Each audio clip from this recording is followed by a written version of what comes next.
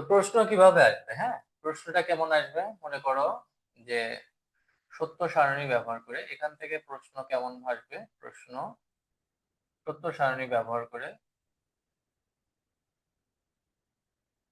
সত্য সারণী ব্যবহার করে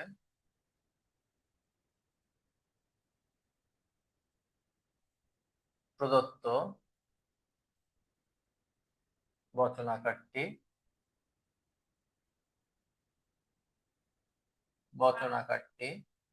যৌক্তিকভাবে যৌক্তিকভাবে সমমান কিনা তা নির্ণয় করো। পরীক্ষায় যদি এই রিলেটেড এর যে অঙ্কগুলো করছো এই রিলেটেড যদি প্রশ্ন আসে তাহলে এভাবে প্রশ্ন আসবে। হ্যাঁ, এখন সাপোজ আমরা যদি এই অঙ্কটা করতে চাই তাহলে আমরা কিভাবে করব? তো মনে করো এরকম একটা অঙ্ক আছে।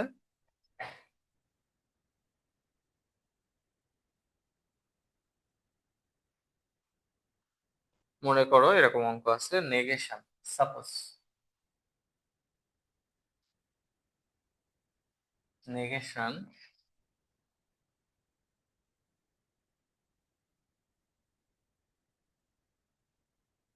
কি আছে, মনে করো এরকম আছে, negation P vel Q. Suppose negation P vel Q equivalence negation P dot negation Q. এরকম একটা অঙ্ক আছে তোমাদের। এই অঙ্কটা কি করতে হবে? এটা সত্য সারণী ব্যবহার করে প্রদত্ত বচনাকারটি যৌক্তিকভাবে সমমান কিনা সেটা আমাদেরকে কি করতে হবে? নির্ণয় করতে হবে। তো সাপোজ আমরা যদি এটা করতে চাই তাহলে আমাদের আগে কি করতে হবে? প্রথমে যে কি কি লেটার আছে সেই লেটার গুলো লিখতে হবে। তো আমি এটা অ্যাকচুয়ালি সম্পূর্ণটা আমরা আগে যেভাবে করেছি অঙ্ক ফুল ফরম্যাটটা আমি এখানে দেখাতে চাচ্ছি। তো প্রথমে তোমরা লিখবে আগের মতোই প্রদত্ত বচনাকার। কি লিখবে? প্রদত্ত বচনাকার।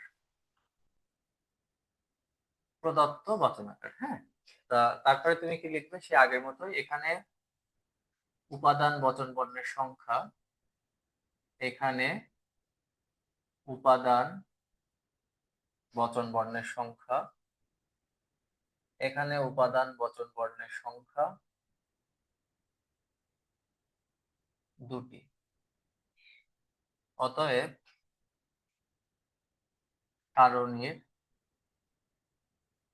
সারি সংখ্যা 2 টু দি পাওয়ার n সমান সমান, এখানে n এর ভ্যালু কত হবে? n এর ভ্যালু কত হবে? 2। দুইটা এই কিউ রয়েছে, তাহলে সারণীর সারি সংখ্যা হবে 4টি। 4টি। তো এখন আমরা এই অঙ্কটা করতে গেলে আগে প্রথমে পি এর মান নির্ণয় করব। পি কিউ নেগেশন যুক্ত কোনো লেটার আছে? আছে? আছে না? এই যে নেগেশন পি নেগেশন কিউ। আছে স্যার, নেগেশন পি এটা নেগেশন কিউ। হ্যাঁ, ভেরি গুড তানজুরুল।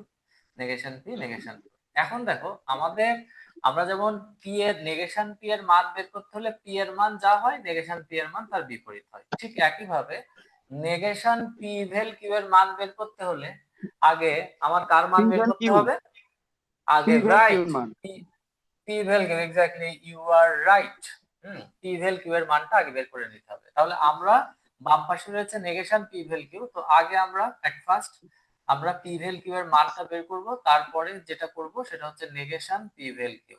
ওকে, এবার দেখো এখানে রয়েছে নেগেশন পি ডট কিউ। তো নেগেশন পি এর মান এখান থেকে নিতে পারবো, নেগেশন কিউ এর মান এখান থেকে নিতে পারবো। তো আমরা এখানে negation P dot negation Q এর মানটা বের করে নিলাম। নেওয়ার পর আমাকে যেটা করতে হবে, দেখো আমাদের এই বাম পাশের মানটা আমরা এখান থেকে পেয়ে গেছি, ডান পাশের মানটা আমরা এখান থেকে বের করতে পেরেছি। তো এখন আমরা কি করব? এখন ফাইনালি নেগেশন মূল যে বচনাকারটা আছে সেই বচনাকারটা এখানে লিখবো, negation P dot negation Q. ঠিক আছে? তো এখন আমরা এইখান থেকে এইরকম ভাবে দাগ দিয়ে দিলাম। তো এখানে মোট সারণীর সারি সংখ্যা কয়টি হবে? 4টি হবে স্যার, 4টি। 4টি, রাইট, 4টি হবে। এই যে আমি চারটি সারণী তৈরি করছি এখানে। তো এখানে আমরা এই যে 1 2 3 4, এই যে চারটি। তাহলে চারটি ঘর হলে, চারটি সারি হলে প্রথম ঘরে কয়টা এফ বসবে? দুটো টি দুটো এফ। দুইটা টি দুইটা এফ। তারপরের ঘরে টিএফ এর সংখ্যা যতই আমরা একটা টি বাম থেকে একটা ডান এফ। সাইডে যাব অর্ধেক করে কমতে থাকবে, একটা টি একটা এফ, একটা টি একটা এফ। তো নেগেশন পি এর মান কি হবে? পি এর মান যেটা হবে নেগেশন পি এর মান তার বিপরীত। পি এর মান যদি টি হয় নেগেশন পি এর মান এফ, পি এর মান টি হলে নেগেশন পি এর মান এফ, পি এর মান এফ হলে এটার মান টি, পি এর মান এফ হলে এটার মান টি। এবার নেগেশন কিউ এর মান, কিউ এর মান টি হলে এটার মান কি হচ্ছে এফ, এটা এফ হলে এটা টি, এটা টি হলে এটা এফ, এটা এফ হলে এটা টি। ভেলের ক্ষেত্রে আমরা জানি শুধুমাত্র এফ ভেল এফ এ ফলস হয় আর বাকি সব কি হয়? বাকি সব ট্রু হয়। ট্রু হয়। তাহলে দেখো টি ভেল কিউ, তাহলে টি ভেল টি তে কি হবে? টি এর মান এখান থেকে, কিউ এর মান এখান থেকে, আর মাঝখানে ভেল, টি তাহলে বলার হবে সময় স্যার। প্রথম সারিতে টি ভেল টি তে টি, টি ভেল এফ এ, টি ভেল এফ এ T, F vel T T তে হবে sir. T, F vel F এ এফ। এবার negation P vel Q, P vel Q এর মান, এটা কিন্তু নেগেশনটা পি এর আগে না আবার কিউ এর আগে না, এটা পি হ্যাঁ ভেল কিউ ফুল বচনটাই মিথ্যা। তার মানে পি ভেল কিউ যদি টি হয় তাহলে নেগেশন পি ভেল কিউ তার বিপরীত এফ, এফ। এটা টি এটা এফ, এটা টি হলে এটা এফ, আর এটা এফ হলে এটা টি। এখন দেখো negation P dot negation Q, আমরা জানি কি টি ডট টি তেই হচ্ছে ট্রু হয় আর বাকি সব কি হয়? এফ। বাকি সব এফ হয়। তাহলে নেগেশন পি এর মান এখান থেকে নাও, নেগেশন কিউ এর মান এখান থেকে, এফ ডট এফ এ কি হবে এফ, এফ ডট টি তে এফ, টি ডট এফ এ এফ, টি ডট টি তে টি। তাহলে টি। এখন আলটিমেটলি আমরা যখন নেগেশন পি ভ্যাল কিউ এর মানটা বের করব তখন আমরা এই নেগেশন পি ভ্যাল কিউ এর মান এখান থেকে নেব আর নেগেশন পি ডট কিউ এর মান আমরা এখান থেকে নেব। ইকুইভ্যালেন্সের ক্ষেত্রে আমরা শিখেছি যে দুই পাশের মান যদি সমান হয় তাহলেই ট্রু হয় আর বাকি সব ক্ষেত্রে সত্য। ফলস হয়। তো এখন দেখো এইটা নেগেশন পি ভ্যাল কিউ এর মানও F, negation P dot Q এর মানও এফ, তাহলে এফ ইকুইভ্যালেন্স এফ এ এটা কি হলো টি।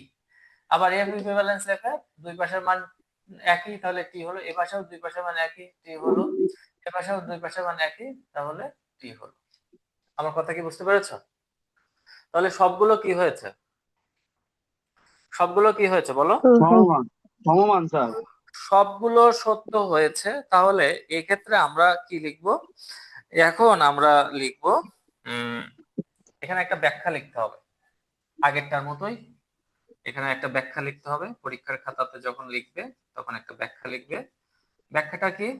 যে এখানে প্রদত্ত উপাদান বচনাকারটি। বচন বর্ণ, এখানে উপাদান বচন বর্ণ দুইটি হওয়ায়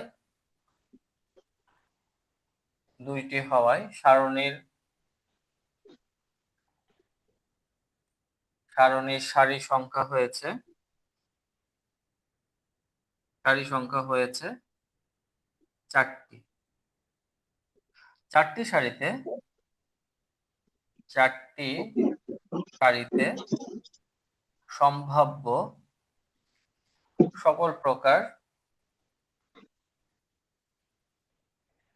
সকল প্রকার মান নিবেশন করা হলো। সারণীর চূড়ান্ত স্তম্ভটিতে কি হয়েছে? মান নিবেশন করা হলো। সারণীর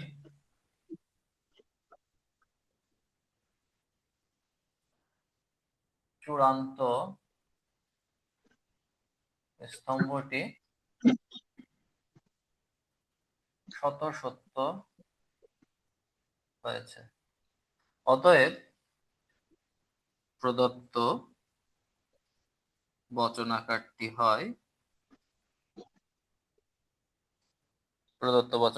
হয়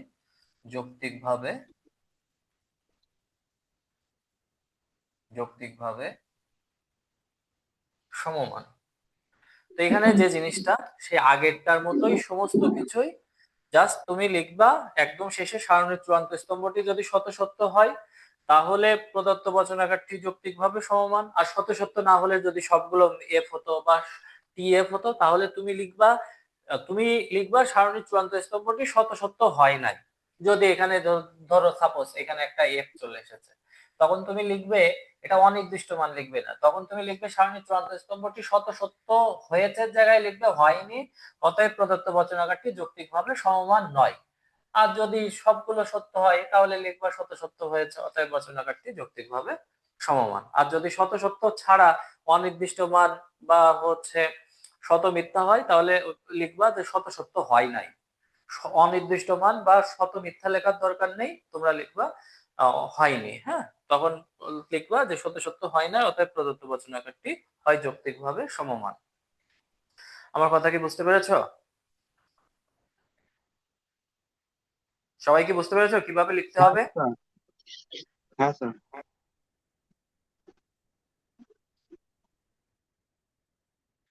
মিম, তুমি কি ক্লাস করতে পেরেছো সব? মিম, না স্যার, সবগুলা করতে পারিনি, কয়েকটা করেছি। কয়টা? 3টা। কয়টা? 3টা। ও, কয়টা করেছো? 3টা করেছি।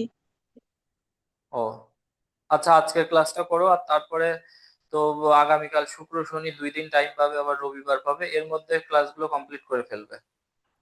আর যে পর্যন্ত করেছো আচ্ছা সেই স্যার। পর্যন্ত কি বুঝতে পেরেছো সব? জি জি। জি, বুঝেছি। আর তারপরে যদি বুঝতে সমস্যা হয় আমাকে এখানে মেসেজ করবে। তো ঠিক আছে, এখন আমি আচ্ছা, ঠিক তোমাদের আছে। অঙ্কগুলো দিচ্ছি। এখান থেকে আমি এখন আরেকটা অঙ্ক দেব, এই অঙ্কটা তোমরা করবে। তাহলে এটা মুছে দিই, মুছে দেবো এটা। জি স্যার, মুছে দিন। আচ্ছা,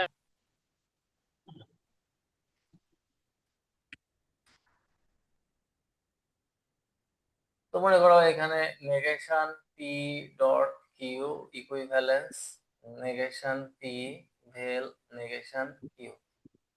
হ্যাঁ, এটা করো আগেরটার মতোই অনেকটা, তবে একটু অমিল আছে। এটা করো, আগেরটা যদি বুঝতে পারো তাহলে এটা করবে, এটা কমপ্লিট করো। আমি যেটা হোমওয়ার্ক দেবো সেটা তোমরা সুন্দর করে সাজিয়ে দেবে। হ্যাঁ, আর এটা জাস্ট অঙ্ক যেভাবে করো সেভাবে করে দাও।